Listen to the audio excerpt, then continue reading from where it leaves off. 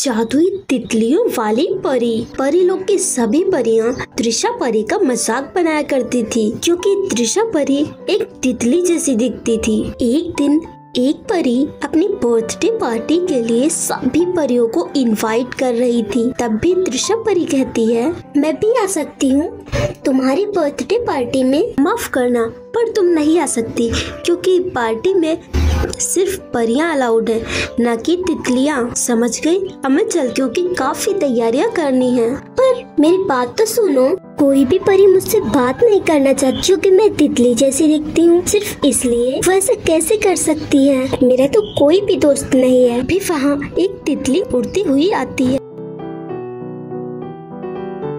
परेशान क्यों हो रही हो? कोई तुम्हारा दोस्त नहीं है तो क्या हुआ?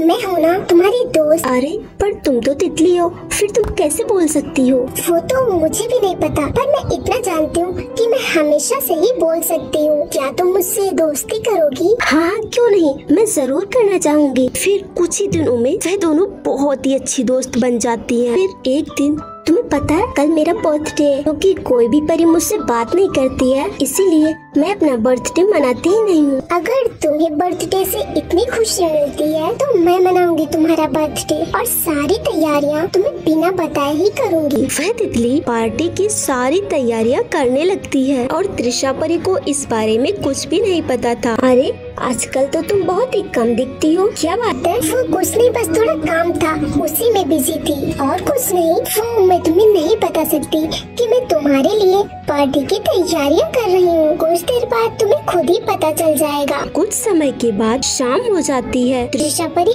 मेरे साथ चलो। अरे पर कहाँ, अभी मुझे बहुत ही काम है, मैं नहीं आ सकती। ठीक है, अगर तुम नहीं आई तो मैं तुमसे कभी बात नहीं करूँ। अच्छा ठीक है, चलो चलते हैं। वह तितली त्रिशा परी को बर्थडे पार्टी में ले जाती है।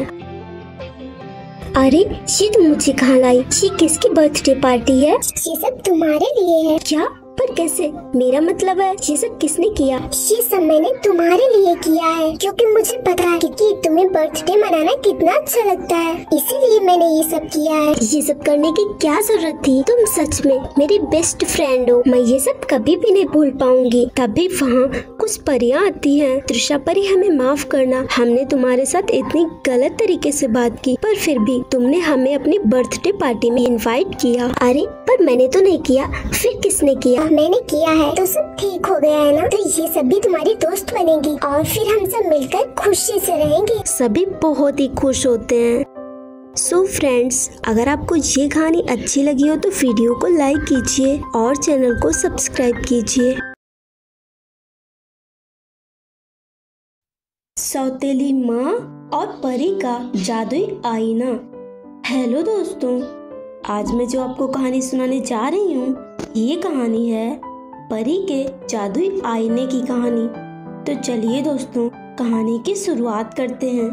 कई साल पहले एक परियों का देश था, जिसका नाम परीलोक था। उस परीलोक में एक दिव्य परी नाम की परी रहती थी। दिव्य परी बहुत ही काली थी, इसी वजह से उसकी सौतेली माँ उससे नफरत करती थी। दिव्य परी का सिर्फ चेहरा ही काला था। उसकी सौतेली माँ की एक सगी बेटी थी, जो बहुत ही सुंदर थी। उसे अपनी खूबसूरती पर बहुत ही घमंड था, जिसका नाम चांद परी था।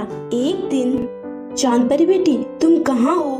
माँ मैं यहाँ हूँ। जाकर देखो उस काली ने खाना बनाया है या नहीं।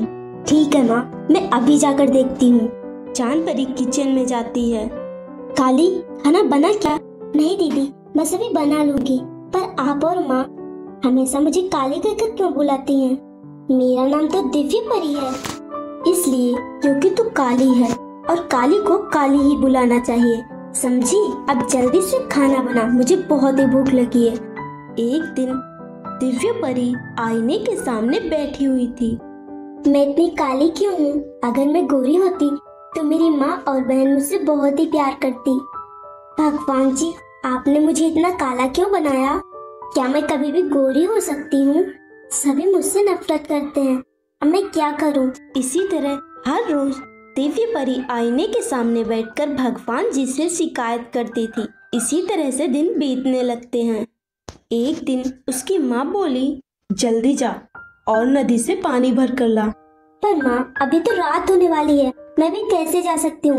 मैं कल सुबह ही जाकर ले आऊंगी। और वैसे भी खाना तो बन ही चुका है और पीने के लिए पानी भी है, मैं सुबह ही ले आऊंगी।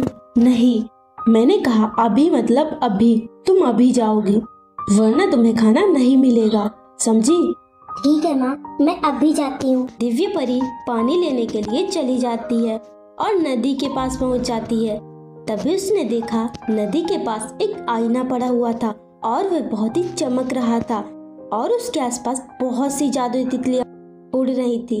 दिव्य परी कहती है, ये आईना किसका हो सकता है? ये कितना अच्छा है और यहाँ कोई भी नहीं है, तो मैं ही ये आईना उठा लेती हूँ। और वैसे भी ये देखने में कितना अच्छा लग रहा है, मैं इसे लेकर जाऊंगी। दिव्य परी वह आईना लेकर वहाँ से चली जाती है और पानी भरना भूल जाती है। वह जैसे ही घर पर पहुंची, उसकी सौतेली माँ बोली, इतनी देर लगती है पानी लाने में और पानी कहाँ है? और तू ये आईना कहाँ से लाई है? इसे मुझे दे, मैं इस कबाड़ा आईने को बाहर फेंक कर आती हूँ। नहीं, मैं नहीं दूंगी, मैं इसे अपने कमरे में रखूंगी। तू क्या करेगी इसका? तू तो वैसे भी काली है, तुझे आईने की क्या जरूरत? नहीं माँ, मैं नहीं दूंगी। ठीक है, अगर तू ये आईना नहीं देगी तो मैं तुझे आज का खाना नहीं दूंगी। नहीं चाहिए मुझे खाना। दिव्य परी वह आईना लेकर अपने कमरे में चली जाती है और सो जाती है। कुछ देर बाद उसे भूख लगती है, उसकी नींद खुल जाती है। तभी वह देखती है उसके सामने ढेर सारा खाना रखा हुआ था। वह सोच में पड़ जाती है, ये कैसे हो सकता है? तभी वह आईने के सामने जाती है। उसने देखा उसका चेहरा बहुत ही सुंदर था और चमक रहा था। वह सोच में पड़ गई। तभी वह आईना बोलने लगा और बोला, मैंने ही तुम्हें इतना खूबसूरत बनाया है और मैंने तुम्हें खाना भी दिया है। मैं एक जादुई आईना हूँ, क्योंकि अब तुम गोरी हो चुकी हो, इसीलिए अब तुमसे सभी प्यार करेंगे, कोई भी तुमसे नफरत नहीं करेगा। दिव्य परी बहुत ही खुश हुई। फ्रेंड्स, अगर आपको ये कहानी अच्छी लगी तो वीडियो को लाइक कीजिए और चैनल को सब्सक्राइब कीजिए।